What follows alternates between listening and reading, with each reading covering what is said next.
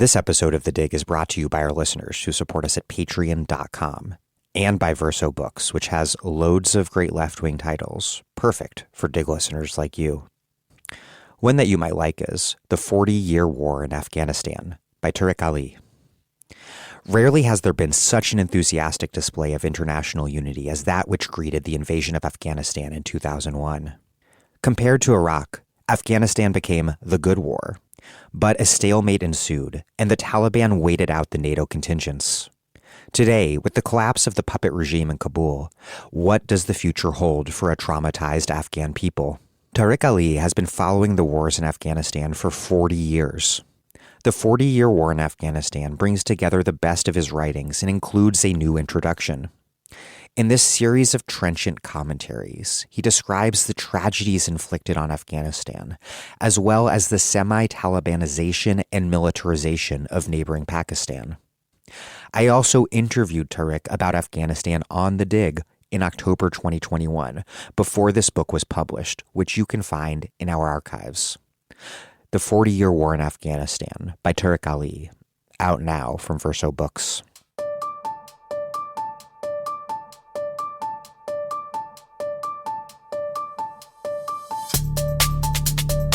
Welcome to The Dig, a podcast from Jacobin Magazine. My name is Daniel Denver, and I'm broadcasting from Providence, Rhode Island. Argentina is the epicenter of an internationalist left-wing feminist movement that has over the past few years become a massive force across Latin America. It has demanded an end to violence against women and demanded the legalization of abortion, and then also critically made demands for the radical transformation of the social and economic orders in their entirety. Most recently, the new Latin American feminist movement laid the groundwork for Chile's mass popular uprising, for the creation of a constituent assembly to rewrite the country's constitution, and for the election of Gabriel Boric as president. Today, I'm interviewing Verónica Gago, an Argentine feminist political theorist and organizer. We discuss Argentina's feminist movement, how the women's strike illuminates the ties that bind domestic labor and financial exploitation, and the popular economies and ideologies that have emerged and thrived amid the cracks and contradictions of neoliberal capitalism. That and a whole lot more. Over the past few months, a lot of new people have started listening to The Dig. At least that's what our download statistics would suggest. If you are new to The Dig, I encourage you to check out our vast archives at thedigradio.com for hundreds of interviews about politics, economics, and history everywhere. I also encourage you to take a quick moment to support this podcast at patreon.com/thedig. Many podcasts raise money by paywalling half their episodes. We have a different model here at The Dig. We want everyone to be able to listen to every episode regardless of your ability to pay. And we can afford to do that because those of you listeners who can afford to contribute do so. What's more, a contribution of any size at all, even $1 a month, gets you access to our weekly email newsletter, which is quite good. Make a contribution of $10 or more, and we will send you a book or books or a Dig mug or tote bag. Please contribute what you can now at patreon.com/thedig. That's patreon.com/thedig. Okay, here's Verónica Gago, a feminist activist, researcher, and editor. She is part of the Ni Una Menos, or Not One Less, collective, and the author of Feminist International, How to Change Everything, and Neoliberalism from Below, Popular Pragmatics in Baroque Economies.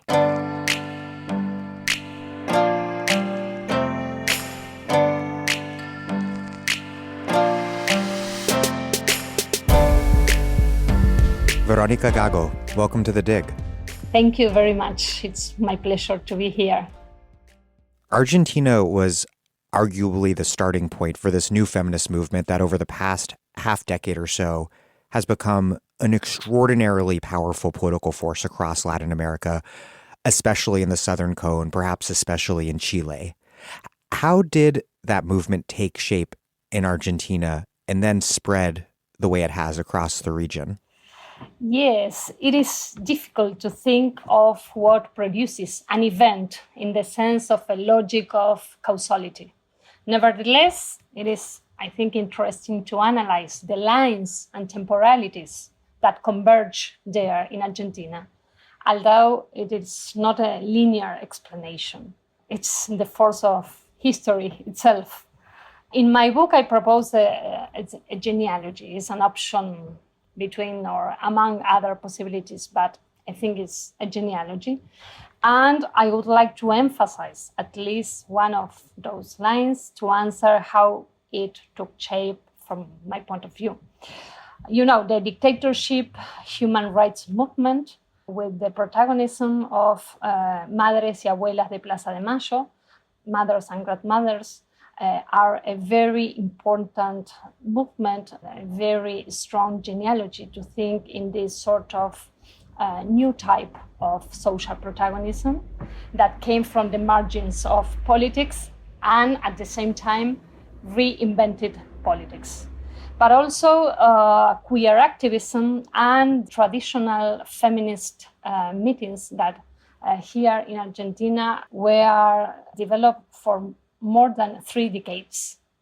Now it is called the Encuentro Plurinacional de Mujeres Lesbianas, Travestis y Trans, the plurinational meeting of women, lesbian, trans, and travestis. And it is a sort of meeting for feminist pedagogy that is very important for different generations during 3 decades. I insist, this is a very important space. It's also a nomad space, but it's because it changed every year of location. But also, I think that the unemployed movement in Argentina after the crisis in 2001 is also a very important line of struggles and experiences where we can think how, for example, work is problematized. That has to do with this capacity in Argentina of the feminist movement to become massive. I think that the question that we are all the time asking is how this massiveness is composed. So I think that those are lines of experiences, accumulation of forms of mobilizations, repertories of ways of doing, but also forms of doing politics that starts from the margins, that reorganize the meaning of the political, and that problematize conflicts and start to narrate as political conflicts and not just individual or interpersonal or isolated conflicts. I think that this leap in the feminist movement, it also has to do with a lot of political work. Different organizations and collectives became strategic in the process of the feminist movement and this becoming massive. I am referring, for example, to unions, social movements, but also different collectives and territorial struggles, because they were the protagonists of different conflicts that became part of the feminist agenda. So feminism was no longer a specificity of certain traditional initiatives or certain academic discourse or certain institutional demands.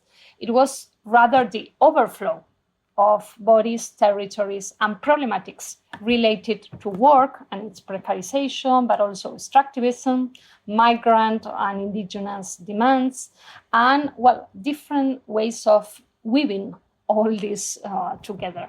Those issues actually redefine the practice of how feminism understands violence. I think that these different kind of conflicts produce a new comprehension of what we are talking when we talk about violence. So we started talking about Stop Killing Us against feminicide, but after that we, I say we in a very wider sense, we start to work on that political definition of what violence is and how different subjects of struggles are reading and are proposing different readings of what violence is nowadays. And I think that the inclusion of different political actors and different political conflicts within the feminist movement has been very important in building its size, its massiveness. And of course, there are very important and traditional feminist organizations, feminist trajectories, and there are, of course, historical feminist dynamics. But I think that we achieved to go beyond the sectorial definition of feminism and to start think of feminism as a political praxis in very different spaces. For example, in unions, in political organizations, in social movements, in schools, in universities, in communitarian space. So I think that is interesting how those different spaces began to ask what kind of feminism are we developing. So feminism is not just a prêt-à-porter label that you acquire. I think that all these different political organizations start to think what type of feminism we are developing, we want to build. And I think it's very important. For example, in Latin America, you can find feminismo villero, feminismo indígena, feminismo afro, feminismo de las periferias, feminismo de los estudiantes. All those different tags are not just adjectives. I think that are political compositions in terms of this question of what does it mean feminism here and now? How can we build a feminism that is embedded in our political organization? How those feminism praxis are also redefining what are those organizations.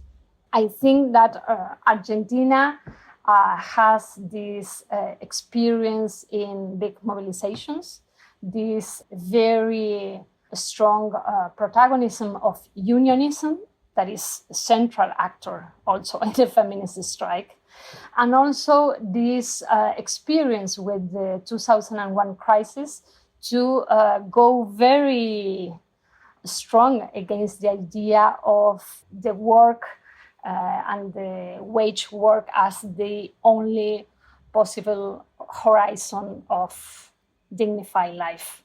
So I think that all those elements are playing a role in this feminism that is, I think, a massive feminism that is a central feature of this moment of feminist movement. So we talk about feminist tide, are different images of this massiveness, but it's certainly one of the most interesting features to analyze and to all the time ask how it is produced, because it is a condition that it has to be produced each time. We have to organize the next mobilization. We have to organize. You have to organize the next mobilization right now. Yes. We are in a very complex conjuncture and situation after 2 years of pandemic, trying to organize the next feminist strike in 1 month. And we are doing a lot of meetings and, chats and trying to weave together a statement, a political document, but also a way of reclaiming streets when we are more tired, when we have less money, when we have to reinvent in a certain way the form of strike. What accounts for the movement's regionalism and internationalism? And why is the internationalism so important? Is it for the same reason that internationalism has always been important for the socialist and communist left, or is something distinct happening with the feminist movement and its internationalism? Yes, for me, it's the other key component of the massiveness. We were talking about how this massiveness is a sort of political composition. I think that we have to think in this political composition also in terms of internationalism, because both are related. And I think that this idea of we must rid ourselves of neoliberalism, we must rid ourselves of financial capitalism, it is a transnational perspective. So we are also reclaiming this international dimension because we cannot delegate this on capital. And I think the cross-border politics enables us to think beyond our territories. For example, 1 year, the movement is very strong in Argentina and in Italy. The next year, it becomes strong in Spain. A year on, a movement arises in Mexico, and now Chile is in the front line. So we can also connect and feel that we are part of this movement. And the experience of being part of a movement that is not always within your country, and yet feel that you are in, I think is the very powerful experience. And in other words, it has been important to rethink, as you said, the idea of a new internationalism, a concrete internationalism that is not an abstraction and rather something that we are part. I think that the socialist and communist tradition is very important, and of course is a sort of presence when we talk about internationalism. I think that we are thinking in a sort of internationalism that is not built with a protagonism of political parties. That is very different in terms of course, history and the present moment, but also how can we rethink this relationship between concrete and abstract? How we can reframe our struggles very embedded in our territories, and how these very concrete struggles have the possibility to connect with expanded territory. And I think that, for example, migration and the struggles related to migration and, for example, the domestic workers are producing a practical internationalism. And also when they try to organize in the feminist strike, but at the same time, it's not easy for them without papers or without legal status in their countries to organize. I think this is a central issue for the feminist strike, but also how we rethink in terms of anti-colonial struggles, and how the feminism in terms of international movement is rethinking and reconceptualizing in some sense what we understand as an anti-colonial or decolonial movement. I think that those are very important debates that also has the scale of international movement, and also they are very related with different agendas about extractivism, about migrant workers, and about, of course, new modes of imperialism. And I think that all those kind of lines are part of this internationalism. And I think that we have very close experience sharing statements, sharing vocabularies, sharing images of different mobilizations in very different parts of the world, but also like a politic of translation. For example, what happened with the Chilean performance Las Tesis, and how this performance, that is a very theoretical performance because they expose a political hypothesis of what violence is, how this chant became a sort of international vocabulary to think about a common problem, and at the same time how it was translated into very different languages and territories.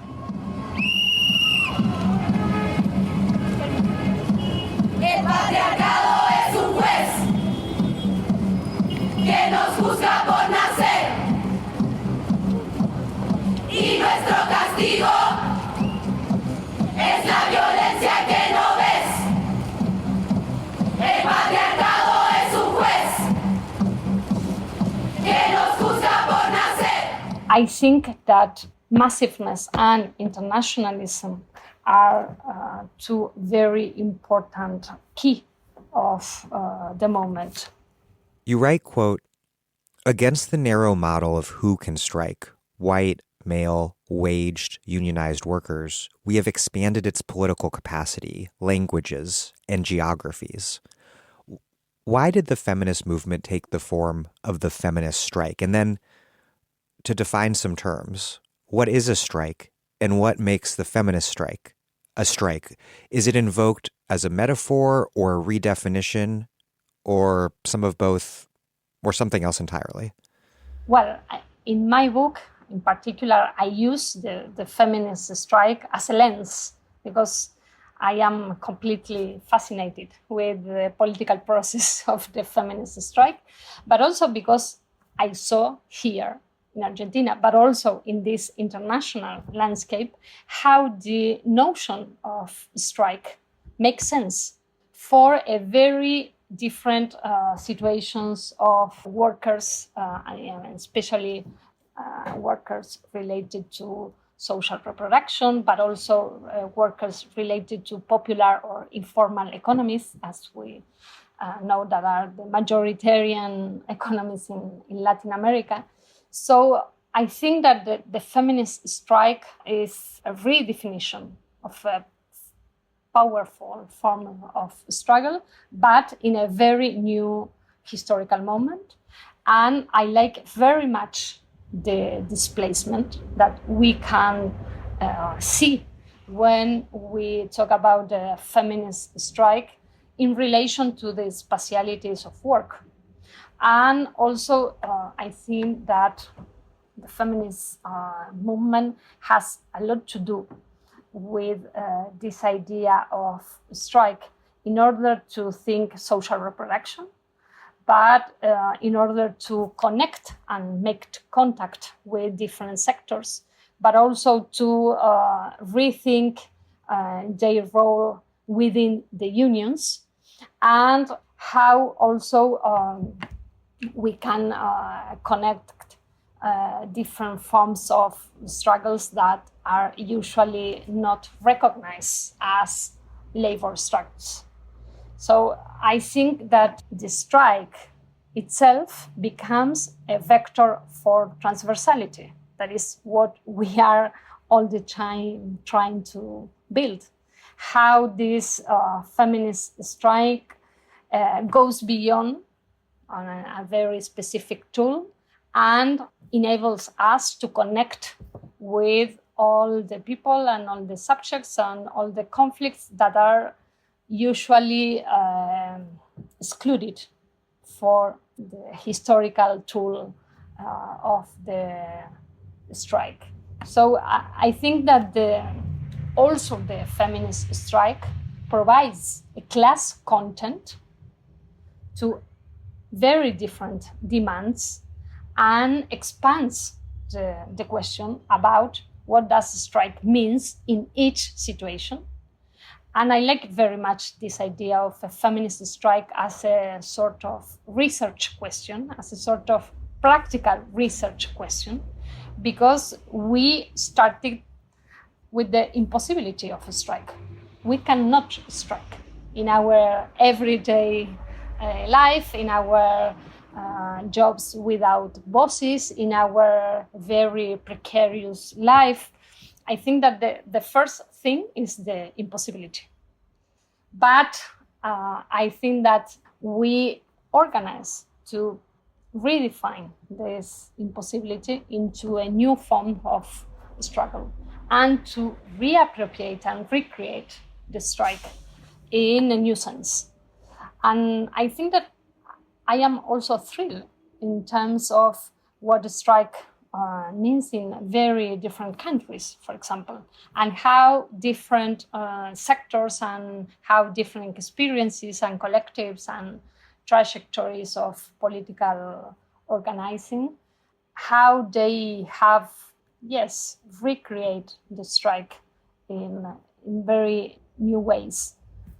And also, I think that the other point that is important is that the notion and the political archive of the strike connect us also with a very radical legacy. And I think that this is also another thing that for me is important, how massiveness of feminism has to do with a radical narrative. Because usually doing politics in terms of massiveness is related to moderating demands to suit the narratives in the softer language of mass media, for example. The feminist movement bets on the opposite, radicalizing the narratives to connect the housing demand with the refusal of gender mandates and external debt, for example, and arousing the desire to change everything. And I think that this sort of connection, this sort of mixing up everything, this was the, the accusation that the media told us, you are mixing up everything. What has to do a feminist side with the external debt and the demand for housing? This is not feminist movement. You just have to reclaim for feminicide. And when we started to connect in a very radical gesture, I think, all these forms of violence, and to explain in a very concrete way what precarization is in our lives, in our everyday lives. I think that it's also a way to think and to combine massiveness with radicalization in a new way. And I also think that you start for a very concrete problem, for example, housing, or for example, household debt. And with that problem, you can, in a very universal terms, we can say, all the extractive and dispossessive device of capitalism. But you can comprehend and understand its functioning in a very concrete way. So I think it's very important in that sense. At the same time, I think that the other challenge of the feminist movement and its internationalism has to do with a sort of responsibility to give rise to this transborder coordination and not only doing common diagnosis, so that is precarization, that is migrant work, that is domestic conditions of reproduction. It is not only the level of diagnosis. I think that we have a sort of responsibility to give rise to a coordination and to learn permanently how feminism is being translated on different conjunctures. For example, how the feminist movement is involved nowadays in the constituent process in Chile, how the feminist movement is preparing to defeat Bolsonaro, how the feminist movement is confronting the neoliberal reforms in Ecuador, how the feminist movement is challenging the justice system in Mexico. I think that this also commitment with the details of the political process in which feminism nowadays is intervening and is also a political actor in different uprisings, in different protests, in different political process. I think this is also very important. And it has to do when we were talking before about how to go beyond a sectorial actor and how to go beyond a sort of ghetto agenda of gender vocabulary. I think that we go beyond when we connect all these different demands and problematics, more than demands, it's problematics. And when we are learning on the time how the feminist movement in each country and each conjuncture is producing a new way of reading conjuncture, and how the feminist movement is participating in very concrete disputes in terms of, also justice system, but also economics, also politicals, also candidates, also elections, and so on. You write, quote, "It is important to avoid thinking about the notion of the strike as a floating signifier, as those who use the Argentine theorist Ernesto Laclau's theory refer to it. The sort of term that, because it is undefined, anything can fit into or be projected onto, a linguistic declination of logical and discursive connections. The strike is able to be transversal, is able to give collective voice to so many kinds of people, precisely because it is rooted in the shared materiality of our precarity. It is these shared conditions that give the strike its meaning, rather than the inverse." What sort of shared condition is precarity, and how does it compare to the shared condition of the more classical proletariat? And how does the strike power of the precarious compare to that of the classical proletariat? Yes, I think it's a very important question because, first place, I think strike is not just a word and we write it in a flyer or in a post in a website and just the strike goes on. I think that the political problem is how we can build a strike in those conditions. It's not just a question of introducing or reintroducing the word strike in our political imaginaries or in our political discourses. The problem is what makes real today a strike. And I think that it is also very important in all those conflicts that we have been seeing during the pandemic, which is a time where the strike has become a very important element of the landscape in different places and in different workplaces. And my commitment is to think, for example, the statement in Argentina, trabajadoras somos todas, or trabajadoras somos todes. All women, all we are workers. It does not operate as a blanket that covers and homogenizes an abstract class identity. Rather, it functions because it reveals the multiplicity of what labor means from the feminist point of view. And with all of these divisions and hierarchies that precarization produces.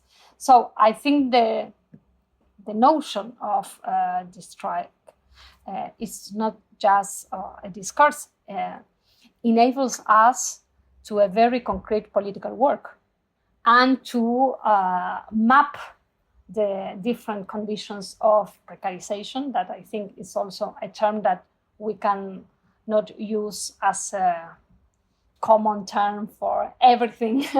All is precarious, and precarity is the new keyword for understanding everything. But I think that, yes, we can work politically with the idea of a common ground of precarization.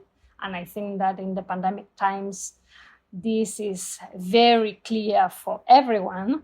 But I think that connecting the possibility of the strike with precarity also is a way to research and to analyze in a very concrete way the crisis of the patriarchy of wage, to quote Silvia Federici, but also to think in all the specialities of work that are not recognized as specialities of work.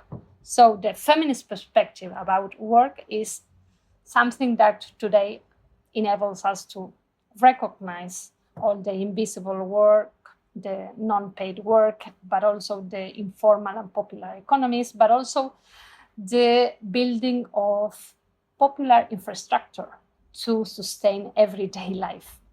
We saw it during the pandemic. Without those popular infrastructures, communities of care, and ways of managing public resources with self-management organizations, well, the pandemic was for sure worse than it was. So I think that today the notion of feminist strike related to precarization is a way to see as a conflict a lot of different situations that pretend to be normalized all the time. So I think also it's a lens against the normalization of precarization, and also is a lens for the recognition of labor where labor is not recognized as such, and also is a lens to rethink the patriarchal and colonial hierarchies that organize the sexual international division of labor, and to update those cartographies of the world economy from a feminist perspective. And I quote Rosa Luxemburg because I love how she studies a combination of elements to characterize the strike as a process and not as an isolated event. I like very much that idea. I took that idea as a guide, but also it is what we are seeing, how every year the feminist strike develops different strategies and also try to rethink work related to different conjunctures, but also it is the commitment with this transnational dimension that we were talking about. But Rosa Luxemburg, she thinks of the strike as a living body and as an aquatic landscape. And those images seem very powerful to conceptualize today's rhythms of the feminist strike as a political process with different temporalities from within. Of course, we can, or I can, feel anxiety when the political organization is with other rhythm that those that we experimented 2 or 3 years ago. But at the same time, the idea of we must think the feminist strike in these difficult conditions, I think is a very important form of persisting in this way of organization. And again, to think each strike as an opportunity to update our political thought, as Luxemburg says, to recognize the conditions of the workforce in each historical moment, and to update how extended is the violence of colonial capitalism. So I like very much to following her thought in that sense, because I feel it very useful. You write that one way the feminist strike functions as a lens is by allowing us to better understand the totality of the present order, specifically, quote, connecting domestic labor with financial exploitation. What is that connection between domestic labor and financial exploitation? What role is it playing currently in Argentina and in the capitalist world system, and how does the feminist strike illuminate it?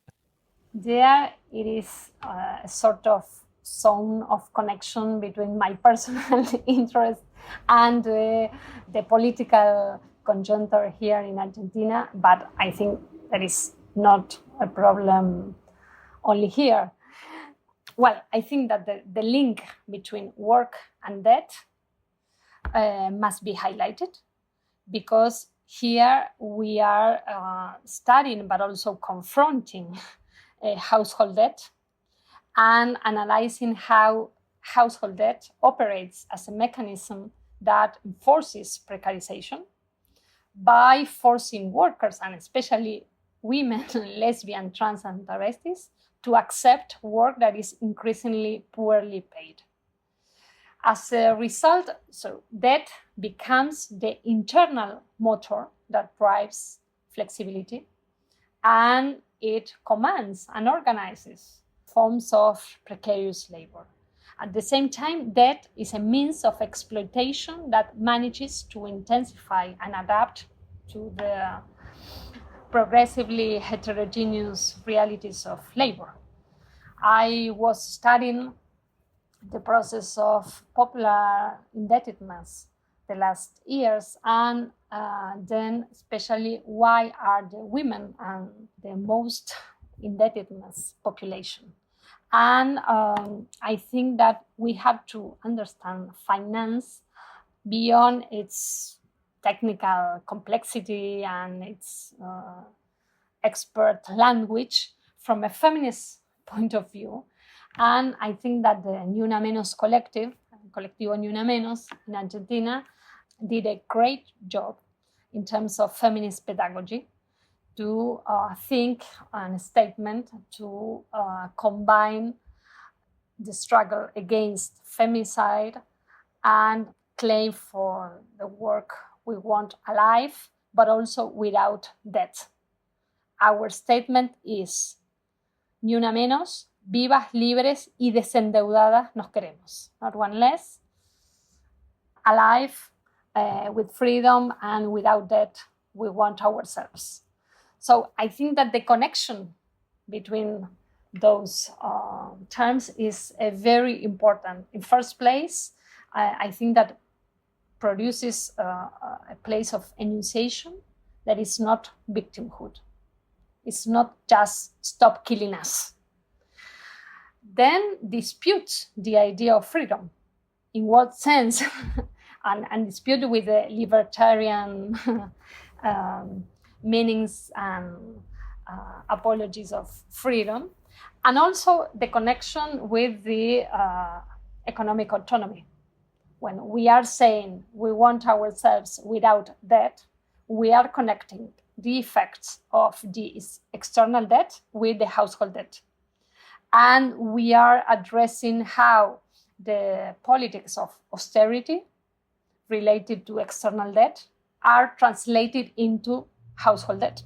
So you have to assume that household debt in your everyday economy to confront the austerity measures of the government.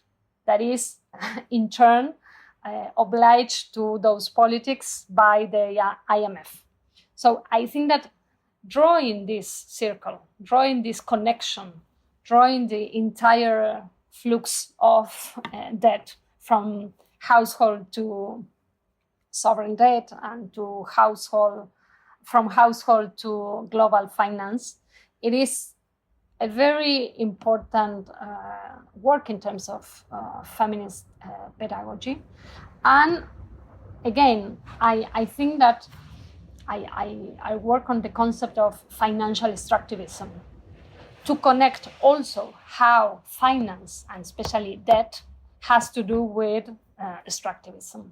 And how can we think in the logic of extraction from the point of view of finance.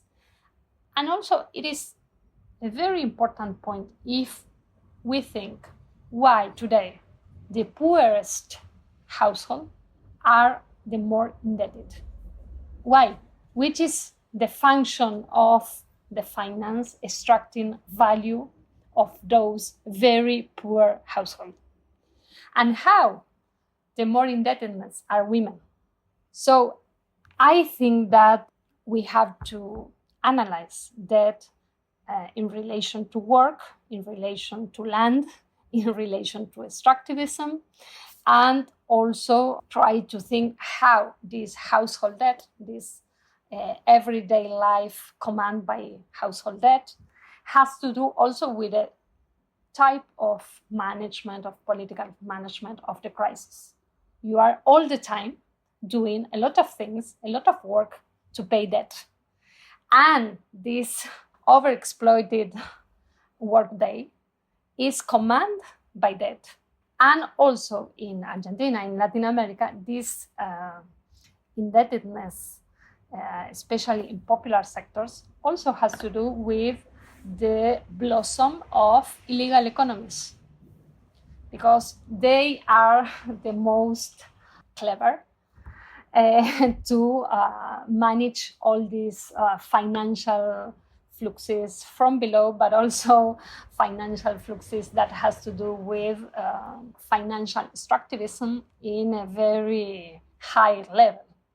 So I think that we must build those maps in terms of popular comprehension and from a feminist point of view, because it organizes our everyday life. And we go to an assembly and a comrade said, I have to go because I have a new job, because I am indebted with the financial institution, but also with my credit card, but also with my former husband. So you can see how household debt is reorganizing the political sphere, but also the ways of reorganizing also work and the specialities of work, but also, I insist, the violence of illegal economies as a sort of solution when you are very indebted. The illegal fluxes are your saviors. It seems similar to how primitive accumulation functions by separating workers from the means of subsistence and forcing them to work for a wage in order to survive. But it's like a layered on top of that, an intensification. Exactly. And another level, because it's more and more sophisticated in terms of this financial extractivism. But at the same time, it connects also lands and natural resources with these devices of debt, but also with the real estate speculation that has to do with the increasement of housing debt in different neighborhoods. So you can do the entire map. And I like very much this idea of terrain of primitive or original accumulation, as a lot of, different theories and political debates are trying to argue for the current phase of dispossessive capitalism. But I think that from the point of view of a feminist perspective and from the problematics that arise when we are trying to organize those territories of very precarious lives and very precarious jobs and those very difficult conditions for social reproduction, we confront also the problematic of where is the time for political organization. That is extracting us time for political organization. And we see it. It is not an abstract hypothesis. We see it, the difficulties to maintain, to sustain different spaces and political spaces when you are all the time demand to organize a soup kitchen at your neighborhood because you need to accept another work or another job, or when you need to work at your home also before home office, trying to complete your income. In regard to reproductive labor, you write that the feminist strike is, quote, no longer considering these forms of labor as supplementary or subsidiary to wage labor, but showing how they are fundamental to current forms of exploitation and value extraction, and also constitutive of the precarious and restricted condition of collective sustenance. There's this theoretical difference, which might seem a little bit niche, but I think is pretty interesting, between autonomous feminists and Marxist social reproduction theorists like Paula Varela and also Tithi Bhattacharya, who I interviewed previously on the podcast, who argue that reproductive labor outside of the wage relationship does not produce value in the Marxist sense because, as Varela writes, quote, social reproductive labor is not value production precisely because it is not commensurable. It cannot be abstract labor. What do you make of the social reproduction theorists' argument that we must recognize the distinction between productive and reproductive labor, not because either is less important, but precisely to understand the contradiction between the two under capitalism? Well, I think that the contradiction is a very important political point, but here I follow in theoretical terms the work of Silvia Federici and her point of view, because I think that Federici addressed the importance of the existence of big areas of exploitation not recognized. And I think that from Latin America, this is a very concrete and intuitive, I can say, intuitive, it's a political intuition that which is recognized here as work. It is a very small part of the working class people. So I think that when the feminists in the 70s discussed that unpaid labor is not extracted only from the waged workday, and they try to analyze and to visibilize other unpaid and unfree forms of work, put in the center this notion of measure, that is what capital needs to be not considered as value. So I think that the problem of measure is not the same that saying that is not producing value. I think there are different problematics. And of course, I really enjoy different discussions, especially from feminist theoretical perspective, like Cristina Morini, when she talks about the problem of going beyond measure and how the feminist struggles put in crisis the idea of measure in terms of wage measure, in terms of the duration of the working day. So I think that all those discussion has a lot to do with realities of third world, just to use an old way of saying it, where an unpaid and an unfree labor is almost the majority. So I am interested, especially in our region, where non-formal work is majoritarian, to spotlight the work that is beyond wages. In the first place, those who produce the working class must be themselves productive of value. This is the Silvia Federici argument, and I agree with that. But also in what I try to think as domestic territories. It is not just the household. Those communitarian territories, those enlarged or expanded territories of domestic reproduction, where we find a huge amount of communitarian labor, territorial production of popular infrastructures, a lot of popular economies.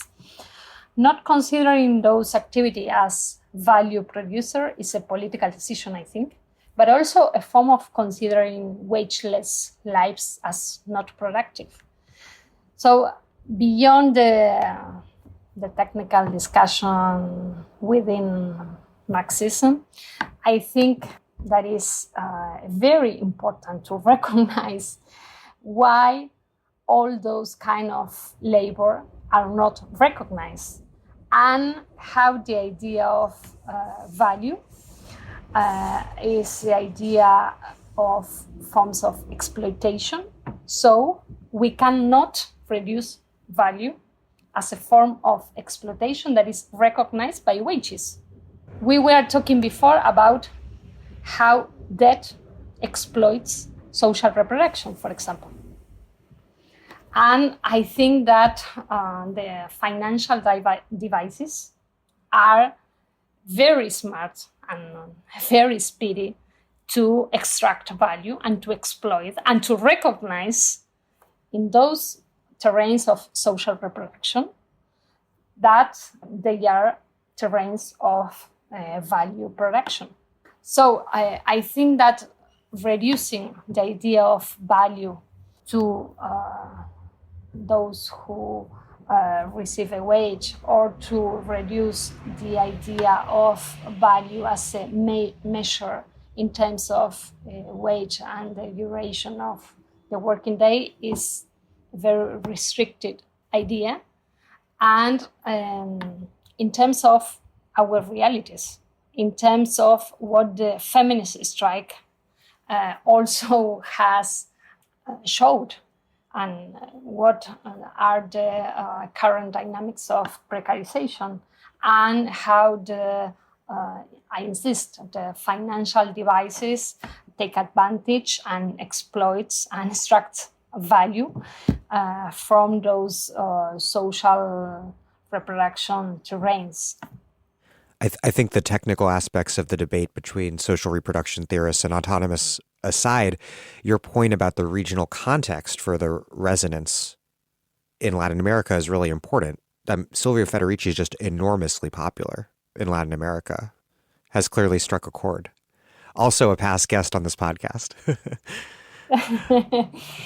Yes, I think that, the translation of her classical Caliban and the Witch is sort of a common sense nowadays for the feminist movement. You can see all the time different groups of reading her book, but also how the statement about no es amor, es trabajo, no pago, it is not love, is unpaid work, is like a graffiti in the unions or in different assemblies. I think that her book narrates these scenes of primitive or original accumulation that we were talking before, that resonates and makes sense with the current conditions for a lot of different women, lesbian, trans, and travestis, and migrant workers, and domestic workers. So I think the resonances of her theoretical approach and the current conditions of violence and the new way of dispossession and extractivism against certain territories, but also the driving force of finance as financial extractivism against certain bodies and certain territories, I think that are very powerful experiences to connect this kind of analysis and political vocabulary with everyday life. I'm Naomi Klein. You're listening to The Dig, as well you should be, and you can support them on patreon.com. This episode of The Dig is brought to you by our listeners who support us at patreon.com and by Haymarket Books, which has loads of great left-wing titles, perfect for Dig listeners like you. One that you might like is Coup, a story of violence and resistance in Bolivia by Linda Farthing and Thomas Becker. In 3 dramatic weeks in October and November 2019, the 14 years of progressive change that Evo Morales' Pink Tide government had worked to implement in Bolivia and beyond came to a screeching halt. Coup offers an indispensable account of the conditions that led to the 2019 coup in Bolivia and details its repressive aftermath, narrating a year of upheaval in Bolivia and providing a critical analysis of the MAS government that preceded it, as well as the MAS return to power in 2020. As Luiz Inácio Lula da Silva puts it, this book makes a vital contribution to the struggles of the peoples of the Americas to defend themselves against the coups d'etats that anti-democratic elites of the hemisphere have unleashed again, albeit cloaked in new garments. Find Coup at haymarketbooks.org. Coup, A Story of Violence and Resistance in Bolivia by Linda Farthing and Thomas Becker. Out now from Haymarket Books. Neoliberalism might have killed the Fordist family wage, but it did not substitute something more liberatory in its place. You write that we're experiencing, quote, the crisis of the patriarchy of the wage. This does not mean the end of patriarchy, of course, but the decomposition of a specific way of structuring the patriarchy. The intensification of sexist violence demonstrates that excess of violence that is no longer contained by the wage form. So alongside Melinda Cooper, you're arguing that neoliberalism is fundamentally always also socially reactionary, in part because it forces women to do more reproductive labor. But you argue that's something it includes a lot of other things as well. What function does social reaction in general and anti-feminism in particular serve for neoliberalism?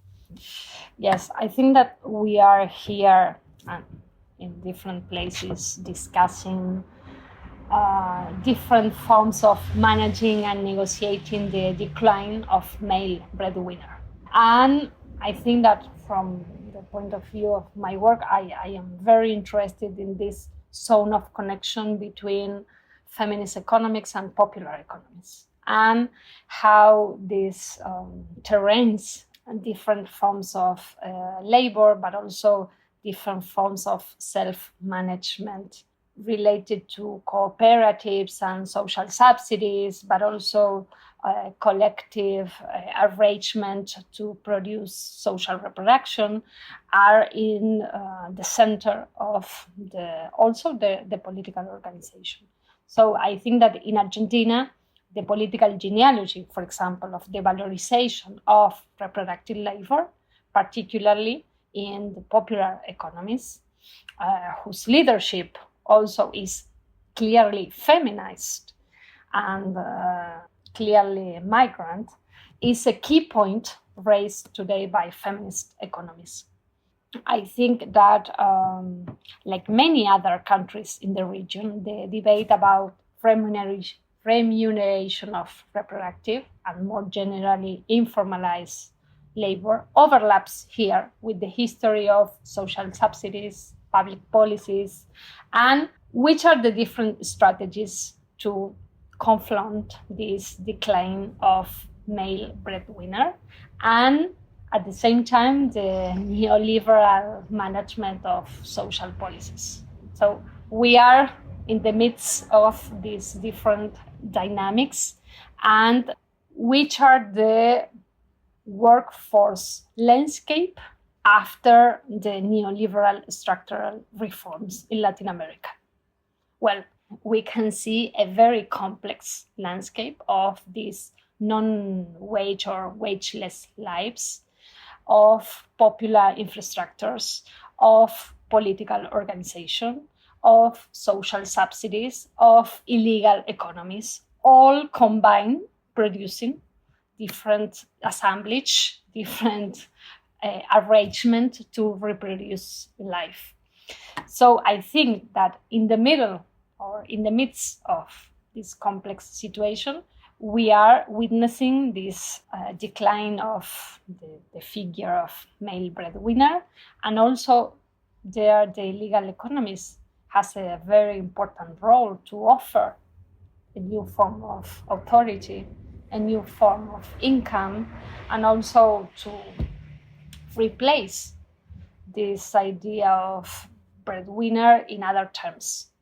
So it is, I think, a very complex web of violence that is structuring this landscape of real life in the majoritarian workforce landscape in Latin America and in Argentina in particular.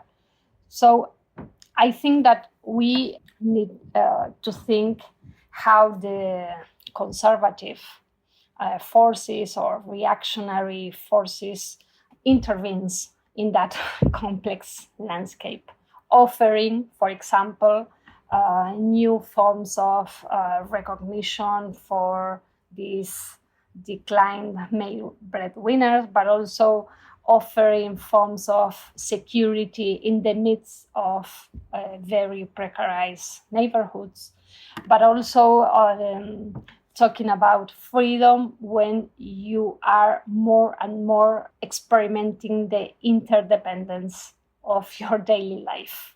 So I think that the important point with the feminist discussion is how the feminist movement and feminist debates and feminist imaginaries and feminist forms of doing politics is challenging an interpretation of the crisis, an interpretation of those forms of interdependence, an interpretation of which are the reasons of violence and which are the horizons of possibilities to guarantee the social reproduction. And I think it's very, very complex because the destabilization of patriarchal and racist authorities that the feminist movement deploy, no? In terms of mobilization, but also in terms of everyday politics, in terms of everyday affective politics too, threatens these sort of devices of security, those devices of capital accumulation. So I insist that when we discuss in Latin America the neoconservative turn or the new reactionary forces, we have to give credit to feminism and movement of sexual dissonance in these migrant slum union student indigenous popular compositions, and as we were talking before, in their massive radical and transnational character as key dynamics of destabilizing the sexual gender-based order, and therefore the neoliberal political order, because which those orders are materialized in the dispute over the directions of the crisis.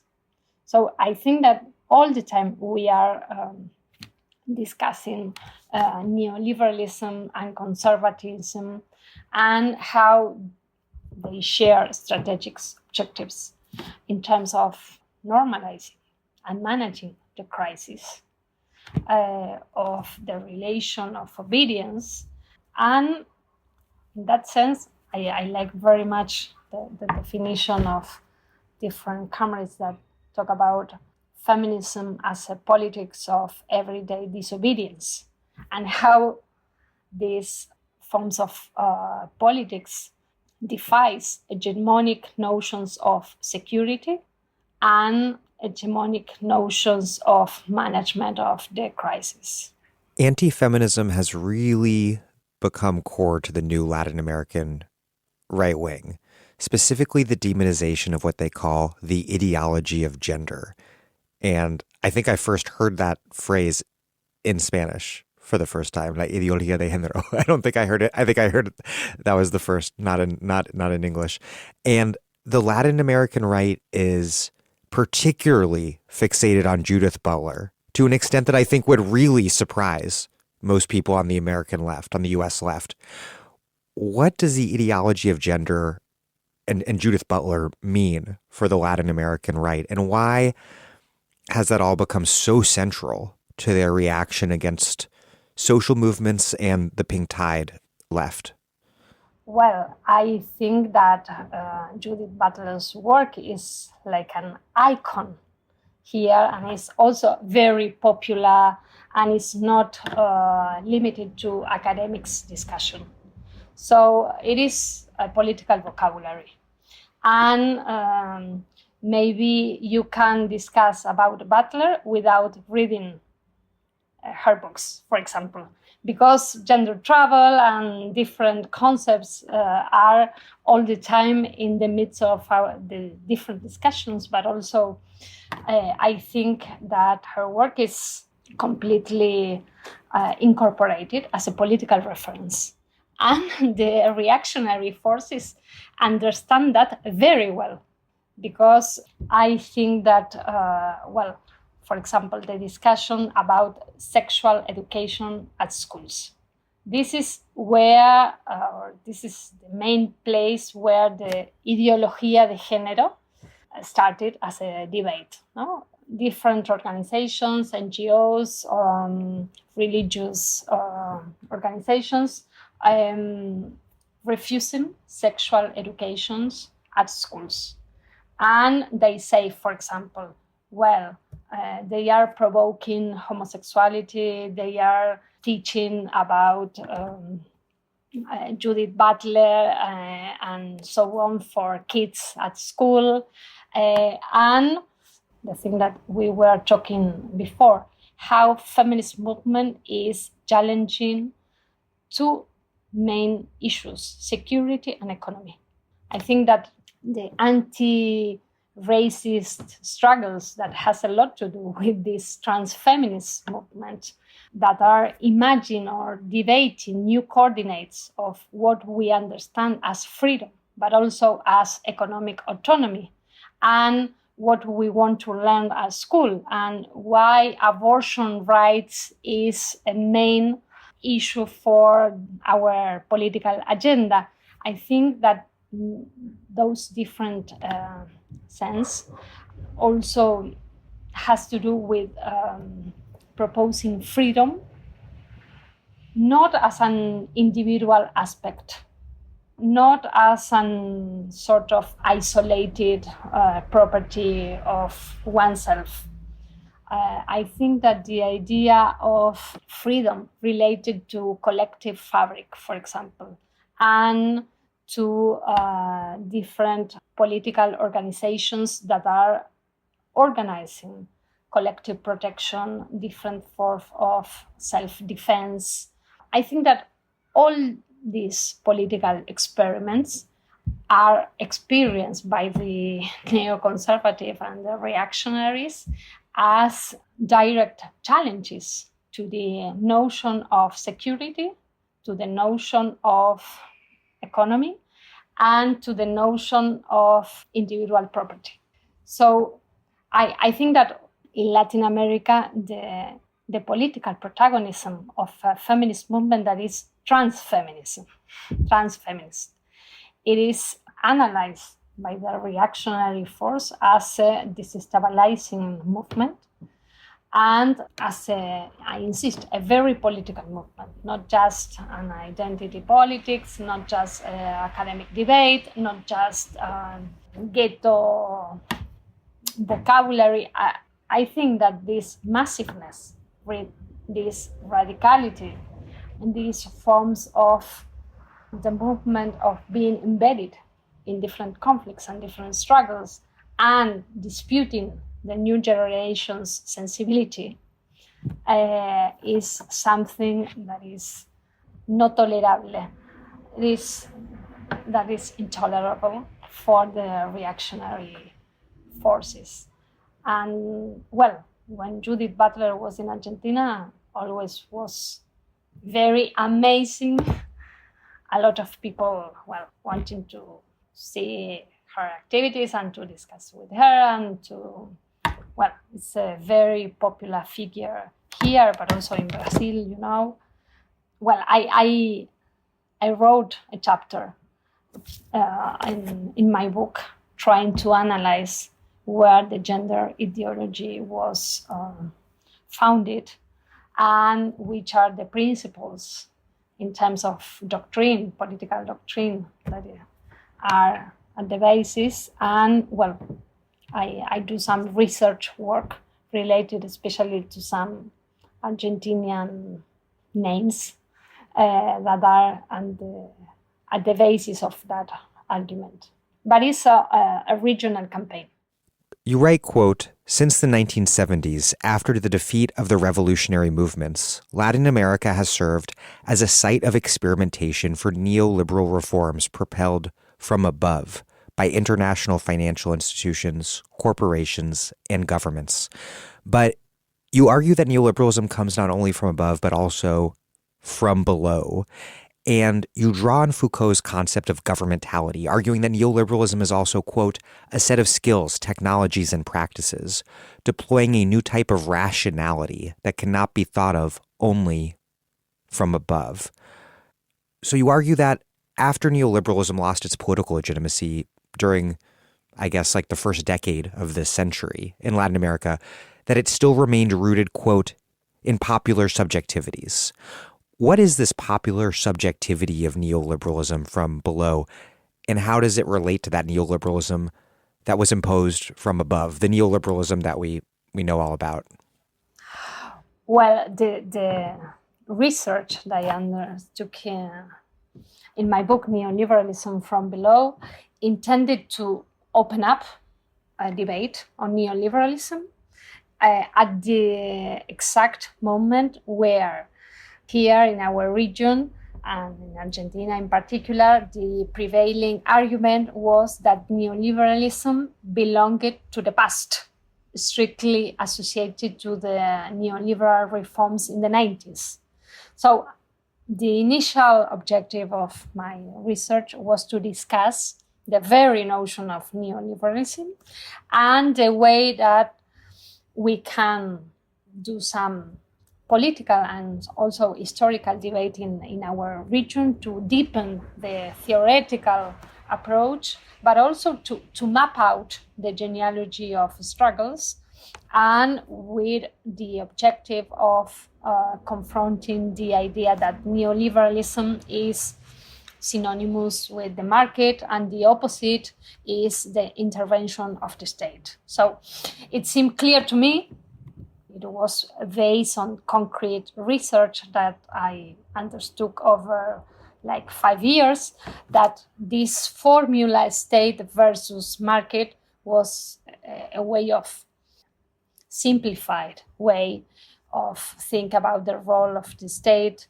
in neoliberalism, but at the same time, a very simplified way of thinking market, and to think about the structural reforms that were effectively happened in the 90s. So I like very much the idea of discuss these things in terms of the popular economies where I situated my work, and that I want to discuss how these forms of neoliberalism was not only formulas declared from above, but also forms of resolving everyday life.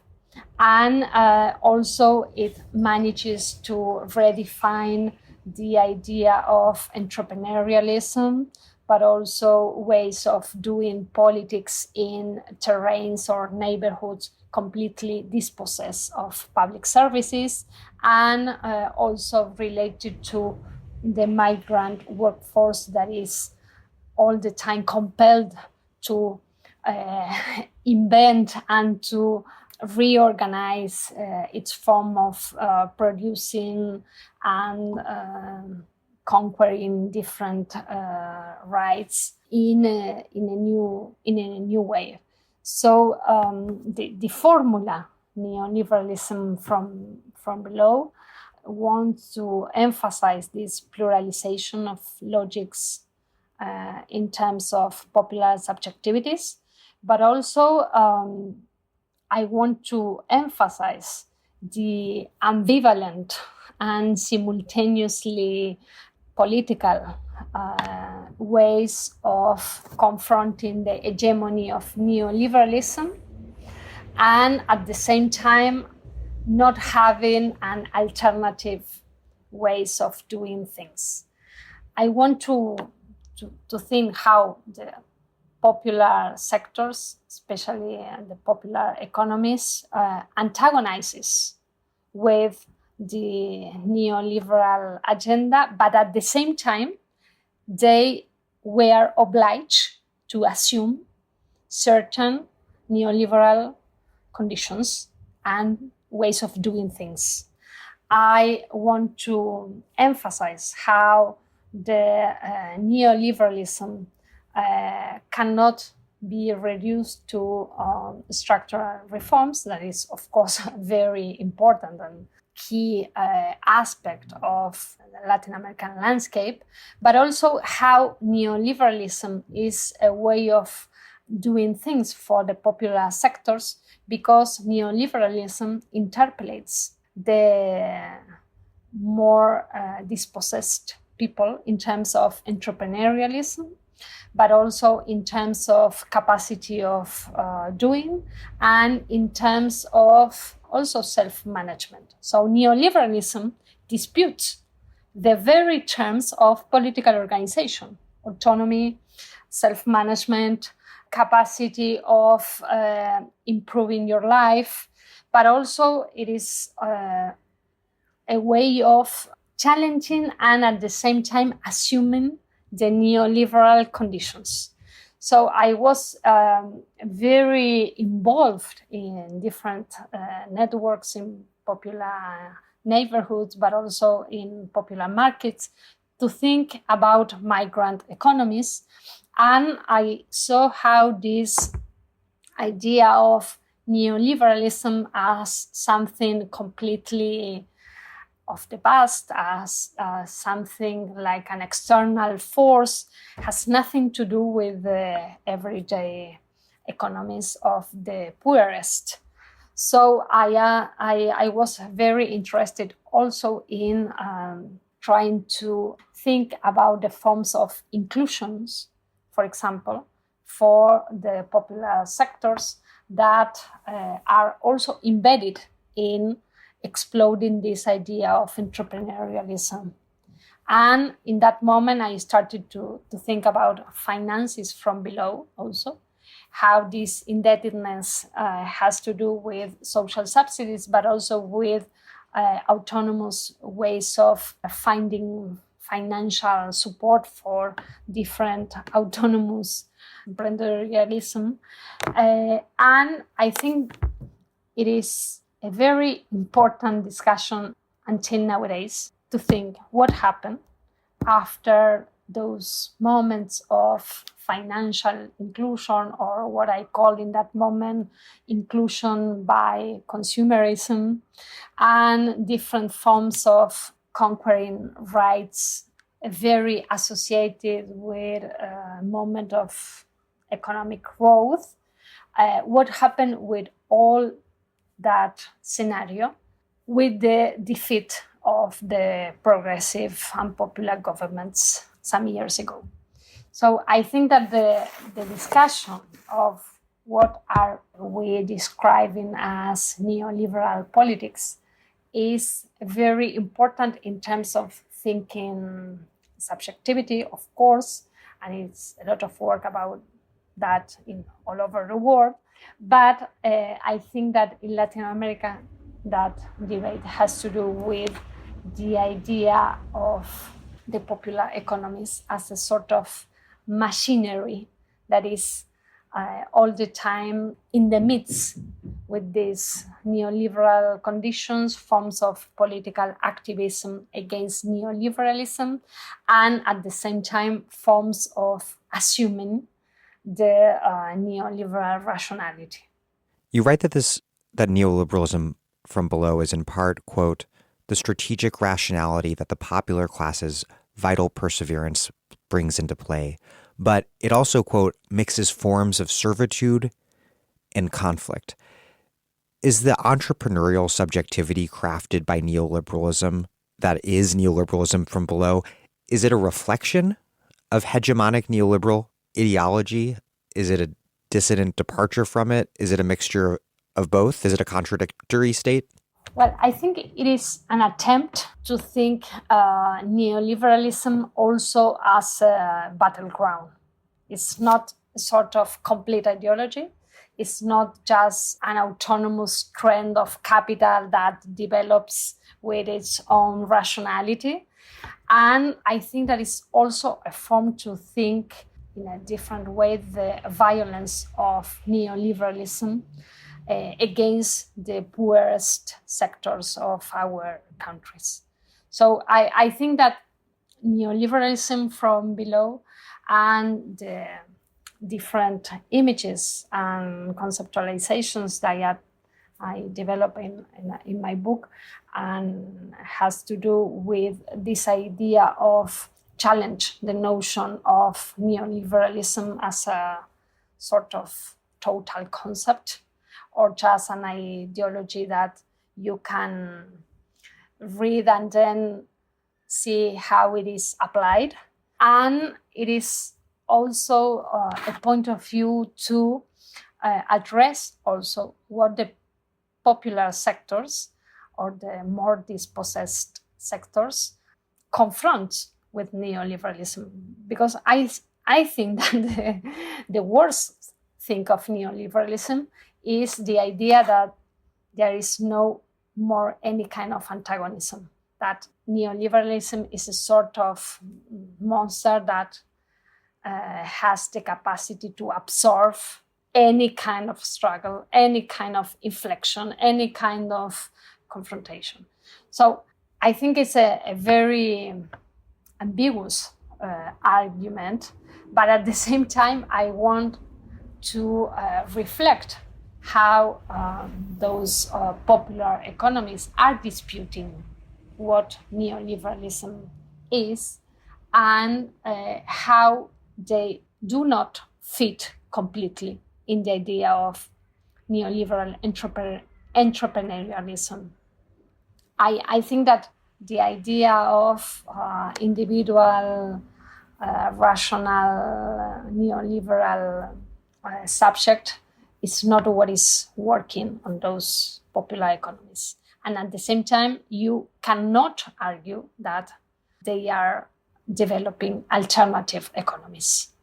So in this zone of promiscuity, in this zone of ambiguity, I do not want to think that there is no way of antagonism, although this kind of antagonism is not a classical antagonism, it's not evident antagonism, but at the same time, it is part of very concrete struggles. For example, demanding in slums housing or demanding public services or reorganizing the workforce, especially migrant workforce, in terms of new kinds of unionism.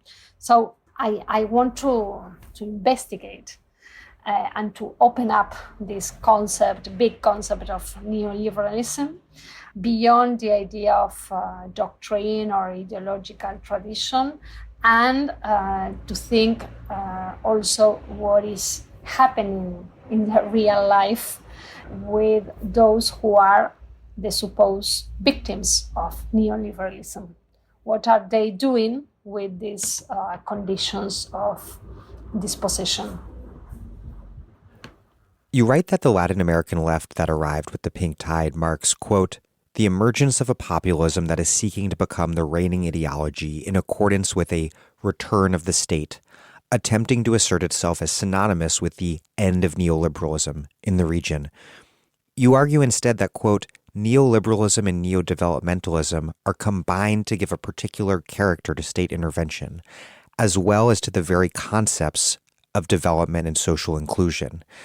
How does your analysis depart from those that are more sympathetic to pink tide governments? In what sense have they not only failed to put an end to neoliberalism, but also facilitated the extension of neoliberalism in a new form? Well, it's a very complicated discussion when we see it from our present, because maybe some analysis saying that we are witnessing a second wave of the pink tide, maybe in the next years, or maybe with the perspective in Chile, and maybe with the next elections in Colombia, in Brazil, but also with the defeat of Macri in Argentina. Honduras, exactamente. Mexico. So all these different levels, rhythms, and maps of progressive first wave, second wave, I think all the time put in the discussion about what kind of reformism is possible. And in which terms this reformism is enabled by social movement, by popular uprisings, and at the same time, how this reformism also is conditioned by neo-extractivist policies.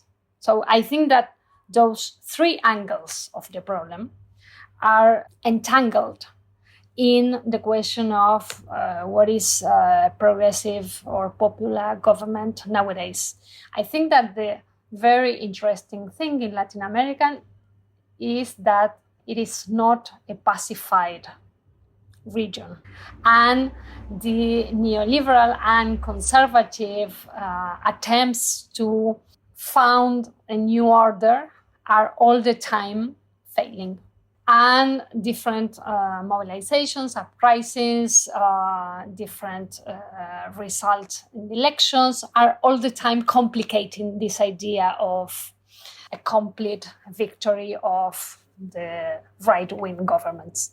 And I think in that term, Latin America is a very dynamic region in that moment. And we are all the time doing balances about what was the main debate or the main objective of the progressive governments like 5 years ago, what happened or what was the fail to give rise to right-wing governments after them, and which are the scenarios nowadays after right-wing governments, for example, which are the conditions in Argentina after 4 years of Macri government, which will be the conditions after Bolsonaro's government, and so on. We are all the time, I think, trying to analyze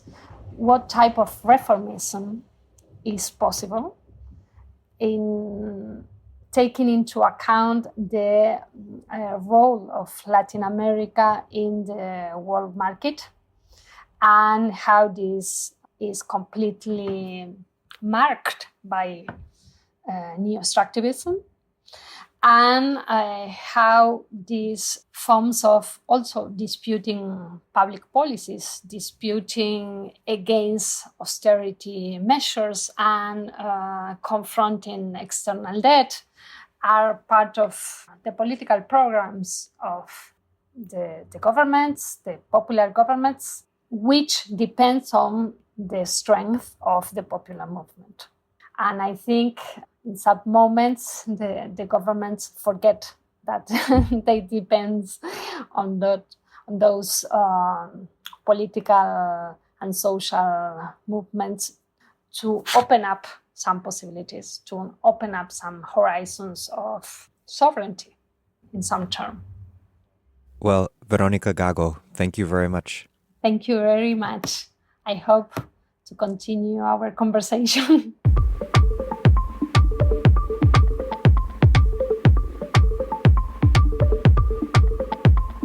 Verónica Gago is a feminist activist, researcher, and editor. She is part of the Ni Una Menos collective, Not One Less, and the author of Feminist International, How to Change Everything, and Neoliberalism from Below, Popular Pragmatics in Baroque Economies. As Marx once said, after noting that every social process of production is at the same time a process of reproduction, while other podcasts have only interpreted the world in various ways, our point is to change it. We're posting new episodes every week. The Dig was produced by Alex Lewis and recorded at WBRU in Providence. Music by Jeffrey Brodsky. Our communications coordinators are Tamuz Frankel and Gemma Sack. Our senior advisor is Fia Riofrancos. Check out our vast archives at thedigradio.com. Follow us on Twitter at thedigradio, same on Facebook, and please do find us wherever you get podcasts and subscribe to this podcast. If it's on iTunes, please also take a quick moment to rate and review The Dig. Those reviews, as long as they're good, help introduce us to new listeners. But what really and truly does that is you telling friends about the podcast. Please make propaganda for us. And please do find us on patreon.com and make a monthly contribution to keep this operation up and running strong. Even a few bucks a month is huge.